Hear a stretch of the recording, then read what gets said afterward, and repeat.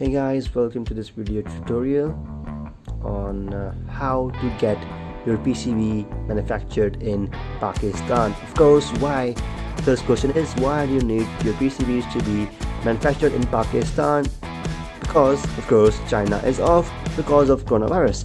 So of course coronavirus has affected several businesses all across the globe, and one of the biggest businesses that affected from it was the PCB design business, because all the major PCB manufacturing companies were situated in China. For example, JLCPCB, PCBs and Electro. So meanwhile that coronavirus was hot in China, I was working on a project. The company who gave me this board had only this board. They did not have any Gerbers or any PCB design files, and my job was to reverse engineer this board to make its copies for its further use, which I actually did by using a simple software. I will teach you how to reverse engineer a board sometime later. But for now, let's concentrate on how to get your PCBs fabricated in Pakistan. So to my surprise, when I checked on JLCPCB, who have been my PCB manufacturers for quite long time, I checked from them that when can I have my boards shipped, and they told me that even they don't know that when can they ship my boards. So I was forced to look for a company in Pakistan who can make my PCBs from my Gerber files.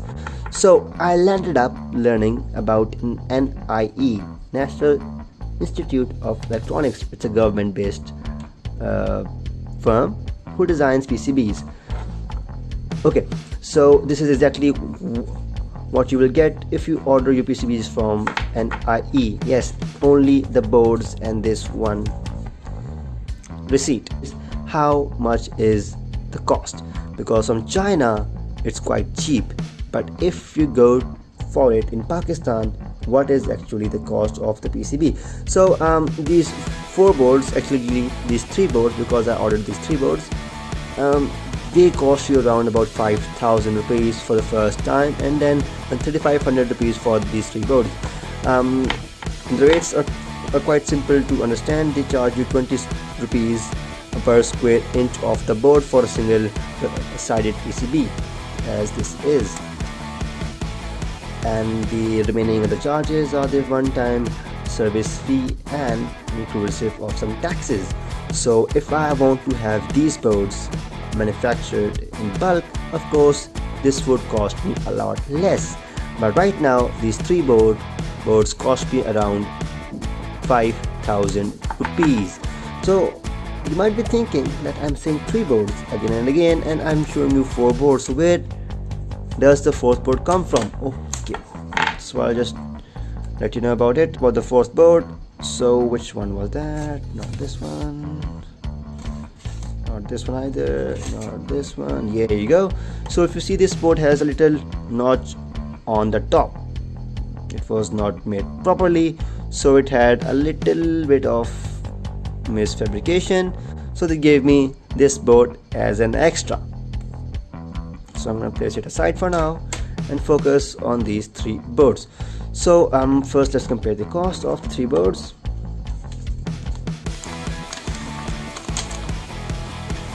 Okay, so I would just like to start over here. The rate per square inch is 12 cos 6, it's 72, and the rate I told you is 12. So, and the charges per job, film charges, this one of course here is just a one-time charge, and they charge you around 16% sales tax in Pakistan, and they give you a board, three boards of about 5,150 rupees. Sorry, it's two boards over here, it's actually three boards. So now you might think that it's quite expensive as compared to China. Well, of course it is.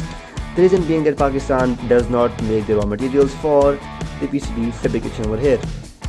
They make it, they actually import it from China. So of course the cost is a bit much. The next question that you might ask is, how long does it take a PCB to be fabricated from NIE to reach your doorstep? Well, the question itself is wrong. The PCB does not reach your doorstep. You have to reach them. Yes, I'm correct. You have to go to their office at age 9 to collect your PCB boards. Well, at least it was in my case. So I gave them these the Gerber files for these boards last Tuesday, and I got these boards last Friday. So it took me around 3 manufacturing days to have these boards completely manufactured.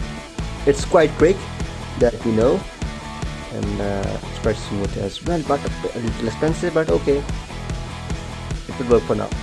So if I just try to compare, just try to show you the PCB quality.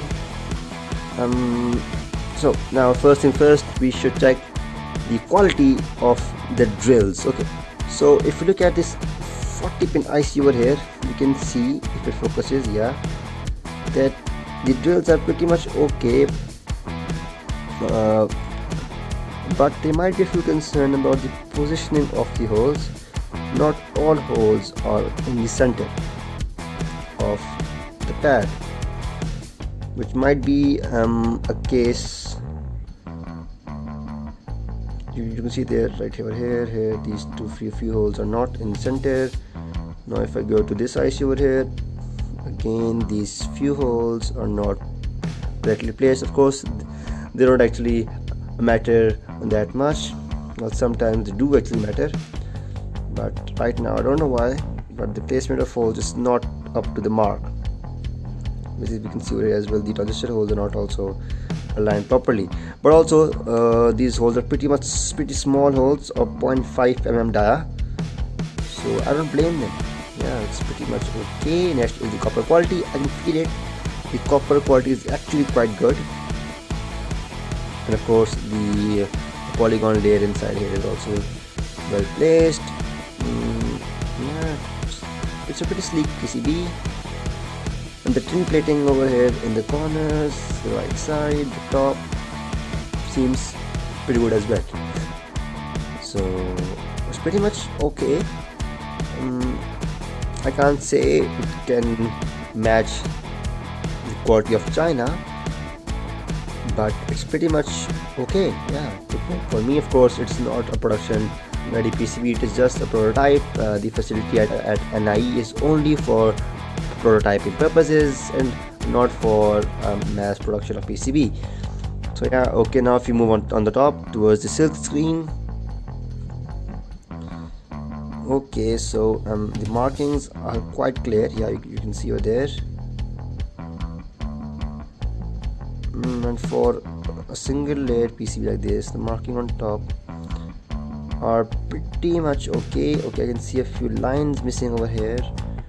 Yeah, a few erased ink, but it should not matter a lot. Yeah, so you can look at that, and yeah, of course. So it's a pretty much okay PCB which you get from the NIE.